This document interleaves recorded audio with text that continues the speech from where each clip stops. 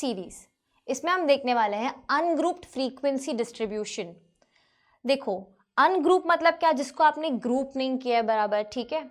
हमने अभी तक टैली मार्क्स सीखा है बचपन से लेके, तो बस वो टैली मार्क्स यहाँ पे यूज करने का टाइम आ गया है। लेट्स से आपको 28 स्टूडेंट्स ने कितने मार्क्स स्कोर किए हैं इन 11th क्लास आपको दिया हुआ है, ठीक है। आप क्या करोगे, टैली मार्क्स यूज करोगे, ठीक है। लेट्स से 10, तो कितने बच्चों ने 10 स्कोर किया है, 1 2 3 4, 5 कैसे करेंगे, स्ट्राइक थ्रू करेंगे, ये हो गया 5 6 एंड 7। फ्रीक्वेंसी क्या होगी, जिसको आप न्यूमेरिकली एक्सप्रेस करोगे। यहाँ पे 7 है, तो पर आप क्या बड़े बड़े न्यूमेरिकल्स में आप यही करने वाले हो, टैली मार्क्स करोगे? Of course not. क्या करेंगे, टैली मार्क्स यहाँ पे सिर्फ सीखने के लिए, हमारे रेफरेंस के लिए कि फ्रीक्वेंसी होता क्या है, ठीक है। अगर आपको लेट्स से मैं ये कॉलम हटा दूं और आपको दे दूं marks and then 7, frequency 7, that means 7 बच्चों ने 10 मार्क्स ऑब्टेन किए हैं या सिक्योर किए हैं। टैली मार्क्स ये सिर्फ हमें एक्सप्लेन करने के लिए है, राइट।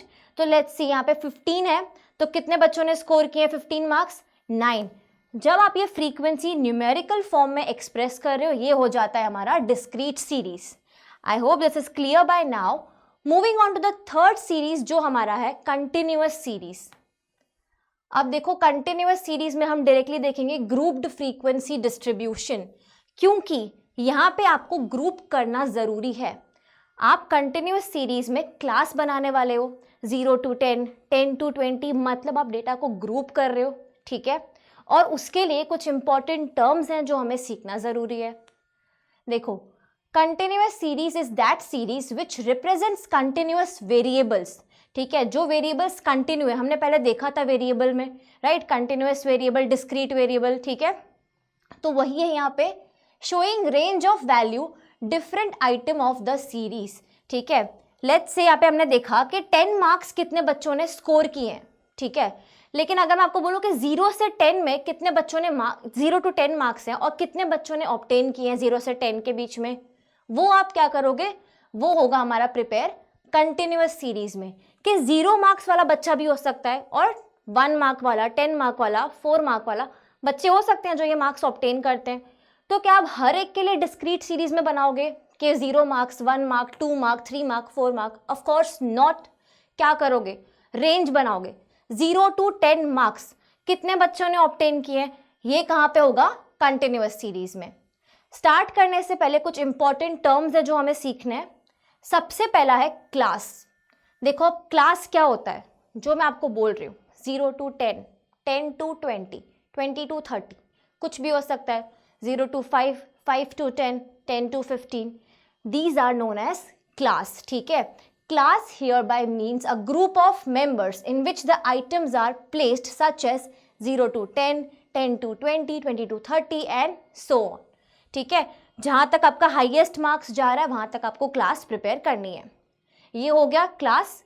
नेक्स्ट क्या है, क्लास लिमिट। अब देखो क्लास है तो क्लास लिमिट भी होगी, और यहाँ पे हम देखो, यहाँ पे हमने क्या देखा, 0 to 10, ठीक है। तो जो हमारी लिमिट्स है वो इन्हीं दो नंबर्स के बीच में। जो ये आपका 0 है, ये इसकी वैल्यू क्या है, 10 से कम है, ठीक है, ये सबसे छोटा है 0, तो ये हो गया आपका lower limit of the class. और जो 10 है वो हो गया आपका अपर लिमिट ऑफ द क्लास। मैं सारी क्लासेस की बात नहीं कर रही हूँ, मैं बात कर रही हूँ सिर्फ 0 to 10 की। 0 to 10 में 0 जो है वो हो गया लोअर लिमिट, एंड 10 जो है वो हायर वैल्यू है, वो पीछे आ रहा है, अपर वैल्यू है, तो वो हो गया आपका अपर limit of the class, that particular class. Let's read this. The lowest and highest values of the variables with in a class is called class limit. जो हमने देखा हाईएस्ट एंड लोवेस्ट वेरिएबल जो है 0 to 10, लेट्स से 10 to 20, तो यहाँ पे क्या होगा, 10 क्या हो जाएगा आपका लोअर लिमिट, 20 क्या हो जाएगा अपर लिमिट। समझ में आया? वैसे ही the lowest value of the class is known as lower limit, इसको हम रिप्रेजेंट करेंगे L1 शॉर्ट फॉर्म में, L1, while the highest value known as the upper limit और L2, ठीक है। आगे जाके हम हर जगह पे अपर लिमिट लोअर लिमिट ये नहीं बोलेंगे, L1, L2 याद रखना है। L1 क्या है, lower limit, that is 0 to 10 में 0 अपना क्या है L1, और अपना 10 क्या हो जाएगा, L2। Now moving on to class interval. Class बनती कैसे, क्लास होती क्या है हमने देख लिया। अब क्लास इंटरवल मतलब क्या, इंटरवल मतलब क्या, उसके बीच का डिफरेंस। यहाँ पे इंटरवल मतलब है difference between the class, that is आपका अपर लिमिट और लोअर लिमिट के बीच का डिफरेंस। अब मैंने अपर लिमिट और लोअर लिमिट क्यों बोला, लोअर लिमिट छोटा नंबर है, अपर लिमिट बड़ा नंबर है, बड़ा डिजिट है, तो आप छोटे में से बड़ा माइनस नहीं कर सकते हो। 0 to 10 सपोज आपको दिया हुआ है, तो आपका अपर लिमिट क्या है, 10 है, और 0 जो है वो लोअर लिमिट है, राइट। तो यहाँ पे आप कौन सा फॉर्मूला यूज करोगे, L2 minus L1, that is आप अपर लिमिट में से लोअर लिमिट को माइनस करोगे, आपको आपका क्लास इंटरवल मिल जाएगा। इन केस ऑफ 0 to 10 क्या करोगे, 10 माइनस 0, आंसर क्या आ जाएगा, 10। तो क्लास इंटरवल कितना हुआ, 10। दैट मीन्स आपको आगे की क्लास में भी इतना डिफरेंस मेंटेन करना है, मतलब क्लास इंटरवल एक जितना होना चाहिए। Now the next important term that is range. Range क्या होता है, देखो, range of a frequency distribution can be defined as the difference between the lower limit of the first class interval and the upper limit of the last class interval. That means 0 जो है आपका और जो आपका last class है that is 100, इसका जो upper limit है, क्या बोला है, अगेन देखो यहाँ पे, difference between the lower limit of the first class interval, difference between lower limit of the first class, lower limit of the first class क्या है, 0, and upper limit of the last class that is 100 in this case, क्योंकि देखो मैंने आपको क्या किया यहाँ पे दिखाया है, 0 to 10, 10 to 20, 20 to 30, so on, ये कहाँ तक जा रहा है, 90 to 100 तक जा रहा है। तो 0 to 100 जो है ये आपकी रेंज हो गई, क्योंकि हम क्या देख रहे हैं, फर्स्ट क्लास इंटरवल का ये देख रहे हैं, लोअर लिमिट देख रहे हैं, एंड लास्ट क्लास इंटरवल का अपर लिमिट देख रहे हैं, तो ये हमारी हो गई range. Next is mid value. आपके पास क्लास आ गई, मिड वैल्यू मतलब क्या, उसका जो मिडिल वैल्यू है वो 0 to 10 की मिड वैल्यू क्या हो गया, 5 हो गया। 10 to 20 की मिड वैल्यू क्या हो गई, 15 हो गई। लेट्स से मैं बोलूँ 75 से 125 की मिड वैल्यू निकालो, कहीं पे अटकोगे। लेट्स से 75 से लेके 150 तक के बीच में मिड वैल्यू निकालो, कैसे निकालोगे, उस टाइम बैठ के कैलकुलेट करोगे अपने हैंड से या माइंड से, कोई फॉर्मूला यूज कर लो छोटा सा। लेट्स से मिड वैल्यू निकालने के लिए क्या करो, L1 plus L2 upon 2 divided by 2, तो वो आपको क्या देगा, आपका क्लास इंटरवल देगा।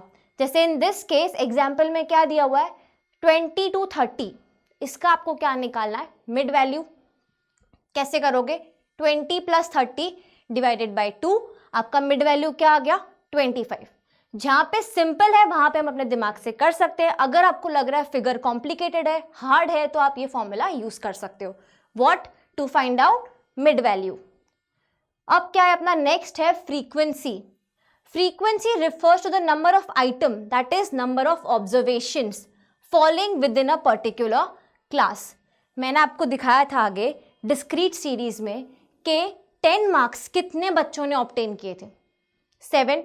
तो वैसे ही यहाँ पे अगर बोला है 0 to 10 मार्क्स के बीच में कितने बच्चे हैं जिन्होंने इतने मार्क्स सिक्योर किए हैं, तो वो जो आपका नंबर होगा वो होगा आपका फ्रीक्वेंसी, मतलब एक पर्टिकुलर क्लास में कितने लोग आ रहे हैं, ठीक है।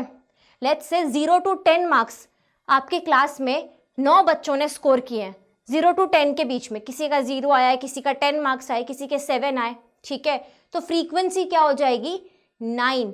0 to 10 आपकी क्लास है, 9 बच्चों ने स्कोर किए हैं, 9 आपका क्या है, फ्रीक्वेंसी।